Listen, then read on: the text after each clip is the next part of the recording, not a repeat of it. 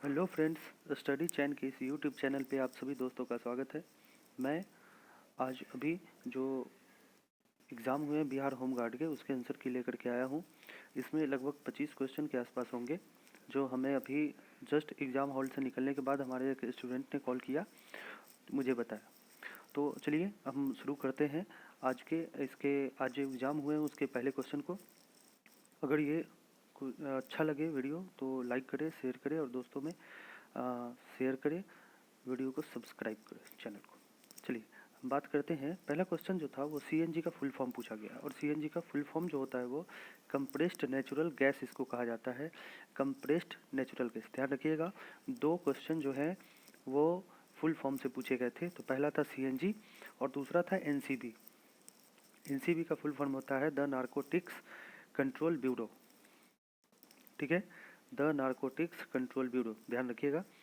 तो क्वेश्चन मिलाते भी जाइएगा। जितने लोग अभी करके आए हैं उन लोगों को ध्यान होगा कि हमने क्या बनाया है, तो मिलाते जाइएगा कि कितना आपका सही हो रहा है, कितना गलत हो रहा है। अगला जो था वो पहला भारतीय उपग्रह कौन सा है, तो वो आर्यभट्ट था, 1975 में छोड़ा गया था। ठीक है, चलिए आगे। अगला क्वेश्चन था कि ताड़ी विरोधी राज्य इसमें से कौन था। तो ताड़ी विरोधी राज्य जो है वो आंध्र प्रदेश था। लगभग 1952 के आसपास में, 1952 या 82 के आसपास में इसमें वो आंदोलन चलाए गए थे। तो ताड़ी विरोधी राज्य आंध्र प्रदेश। अगला जो है वो था पूर्व मध्य रेलवे का मुख्यालय कहाँ है। तो पूर्व मध्य रेलवे का मुख्यालय सब लोगों को पता है, हाजीपुर। उसके अलावा एक क्वेश्चन पूछा था कि कार्बन की संयोजकता कितनी होती है। तो कार्बन की 4 संयोजकता होती है, ये ध्यान रखिए। ये हमारा चैनल है स्टडी चैन, और ये हमारे कोचिंग का नाम है सांडिल्या क्लासेस, जो दरभंगा में आज़ाद चौक पे चलता है।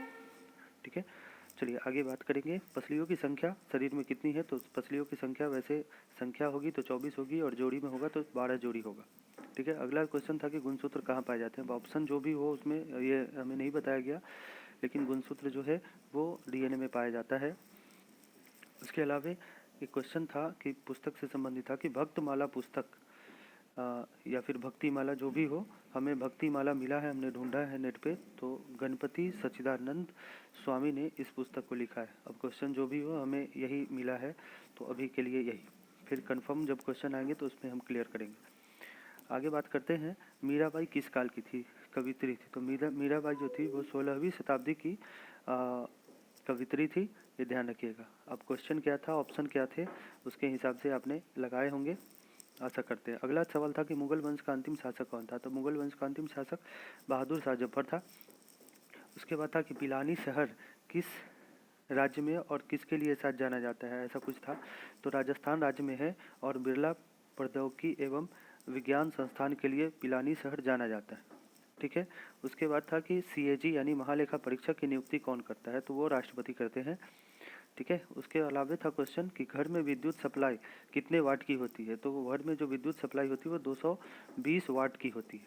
ठीक है, उसके अलावा एक मैथ का या फिर रीजनिंग का सवाल था। मैथ का सवाल था कि 4, 15, 9, 11 में भाग अभाज्य संख्या कितनी कौन सी है। तो 11 होगा उसका।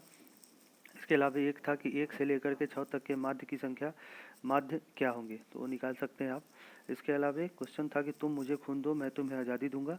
तो सुभाष चंद्र बोस थे। आज हमने करंट अफेयर में भी बताया है सुबह में कि 23 जनवरी को सुभाष चंद्र बोस की 125वीं जयंती मनाई गई। तो ध्यान रखिएगा, इसीलिए ये पूछा है कि तुम मुझे खून दो मैं तुम्हें आज़ादी दूंगा, किसने नारा दिया, तो सुभाष चंद्र बोस ने। उसके अलावा एक लाल बहादुर शास्त्री से सवाल थे, पता नहीं क्या सवाल था, कुछ कंफर्म नहीं आया, इसलिए हम उसको बता नहीं पाएंगे। इसके अलावा एक क्वेश्चन था कि गांधी का दांडी यात्रा किससे संबंधित था। तो नमक के कानून से संबंधित था। इसके अलावा सबसे बड़ा तेल कारखाना तो जामनगर गुजरात था, उसका आंसर होता। नदी पर्वत किसकी पूंजी है। अगर इस टाइप के सवाल होंगे तो नदी पर्वत जो होते हैं जिस देश में होते हैं उसकी पूंजी होती है, तो वो राष्ट्रीय पूंजी के अंतर्गत आएंगे। ठीक है, इसके अलावा एक रीजनिंग का क्वेश्चन था जिसका आंसर शायद ससुर होता। इसके अलावा था कि 200 का 15% कितना होगा, तो 30 होगा।